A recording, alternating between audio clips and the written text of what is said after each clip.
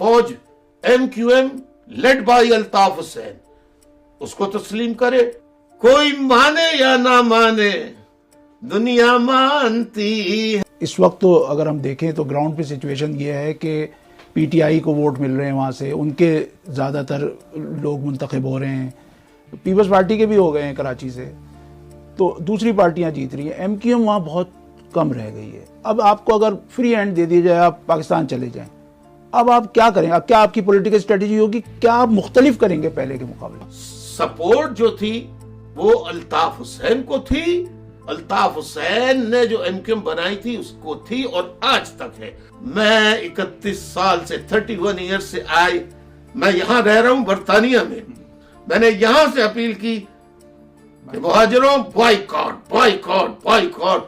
आप देखिए boycott 93% boycott कामयाब हुआ और 7% वोट का रेशियो रहा। अब आप कराची में हैं, देखिए आपको फ्री हैंड दे दिया गया। फौज अस्करी इदारे ये समझते हैं कि लेजिटिमेट पार्टी अल्ताफ हुसैन की 31 साल जिला वतनी के बावजूद अल्ताफ हुसैन की मोहब्बत मुहाजिर अवाम के दिलों से नहीं निकाल सकी है। तो फौज एक रियलिटी है, उसको जिस तरह मैं तस्लीम कर रहा हूं, फौज MQM led by Altaf Hussain उसको तस्लीम करे और मुझे दावत दे। आप देखिए कराची का क्राइम, तमाम चोरियां डकैतियां और MQM स्वीप करेगी। इस वक्त जो एक सियासी बहरान है पाकिस्तान में, आप क्या समझते हैं कौन है जिम्मेदार उसका? फौज। अच्छा, और पाकिस्तान में कुछ पॉलिटिशियंस हैं,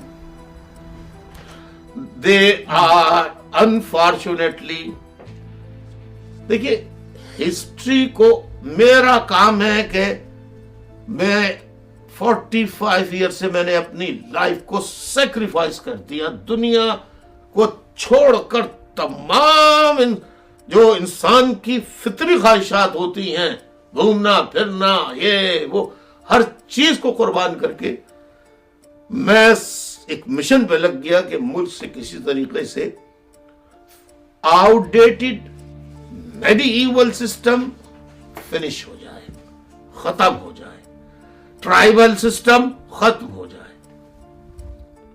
लेकिन जनाब ये सिस्टम कायम रखा हुआ है किसने? फौज ने। आपके पुराने साथी जिन्होंने हर मौके पे आपका साथ दिया, यानी 22 अगस्त वाली आपकी तकरीर के बाद भी उन्होंने वो हिले नहीं और आपके साथ रहे, और हर बुरे वक्त में आपकी तकारीर, आपके मुख्तलिफ मौज़ूआत, इंतहाई मुतनाज़ा कंट्रोवर्शियल किस्म के भी बयानात, सबको वो डिफेंड करते थे। आज वो सारे के सारे आपको छोड़ के चले गए, आप क्या? नहीं, कोई नहीं छोड़ के गया। अच्छा, कोई नहीं छोड़ के गया। अगर छोड़ के जाते तो बॉयकॉट कैसे सक्सेसफुल होता? नहीं, मैं तो जो लीडर थे, मैं जैसे नदीम नुसरत हैं, डॉक्टर फारूक सत्तार हैं, लीडरों की बात कर रहे हैं, जो पब्लिक की बात नहीं कर रहा मैं तो आपके साथियों की बात कर रहा हूँ। 2014 को और 2015 को 2013 को 3 मरतबा मैंने अपने जनरल वर्कर इजलास में कहा, पहले थोड़ा कहा, फिर उससे ज्यादा कहा, फिर एक दिन तो मैं वाकईतन बहुत शदीद कर्ब और अजियत का शिकार था। मैंने साफ कहा पब्लिकली मजमे में, मेरी राब्ता कमेटी, पूरी राब्ता कमेटी करप्ट हो गई है, ये छतें बेच रही है, ये प्लाट बेच रही है, ये चाइना कटिंग कर रही है। मैं करप्शन को खत्म करने के लिए मैंने ये तहरीक बनाई थी, महाजरों को हुकूक दिलाने के लिए तहरीक बनाई थी, जाती फायदे के लिए, जाती मफादात के लिए नहीं बनाई थी। ये करप्ट हो गए तो मजमा खड़ा हो गया था और 90 में घुस गया, और ये पीछे के दरवाजे से यही लीडर निकल के भाग गए थे। फिर उन्होंने मुझसे माफी मांगी, फिर दोबारा हल्फ उठाया कि आइंदा हम इस किस्म की गलतियों में नहीं पड़ेंगे। कराची और हैदराबाद के जो ये उर्दू स्पीकिंग आबादी थी, उनके बारे में पाकिस्तान भर में एक तासुर था कि ये पढ़े लिखे लोग हैं, तहजीब याफ्ता लोग हैं। आपने ان پڑھے لکھے لوگوں کے جو نوجوان تھے ان کے ہاتھ میں کتاب کے بجائے اسلحہ پکڑا دیا. مجھ سے سوال تو کرتے ہیں اور کرنا چاہیے، میں اس کے لیے تیار ہوں، لیکن میں ایک سوال یہ کرنا چاہتا ہوں کہ بھٹو صاحب نے صرف صوبہ سندھ میں کوٹا سسٹم کیوں نافذ کیا؟ سندھ میں کوٹا سسٹم جو نافذ کیا 60 اور 40 کا، اور ریزن کیا دیا، وجہ کیا بتائی کہ اندرون سندھ میں وہ سہولتیں نہیں ہیں جو شہری علاقوں میں اسٹوڈنٹس کو یا شہری علاقوں میں رہنے والوں کو حاصل ہے.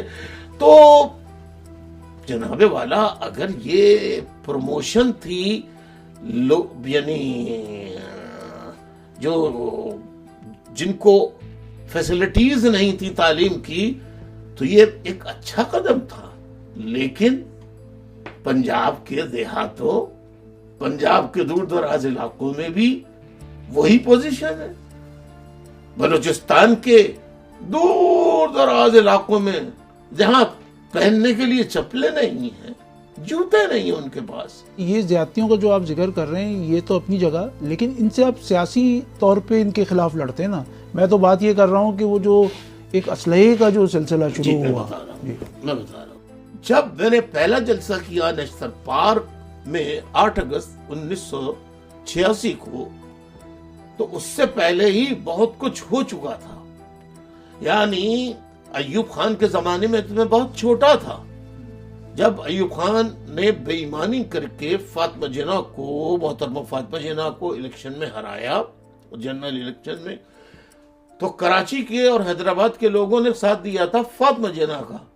تو پشاور سے میں ٹرک بھر کے لایا تھا کراچی پہ اٹیک کرنے کے لیے.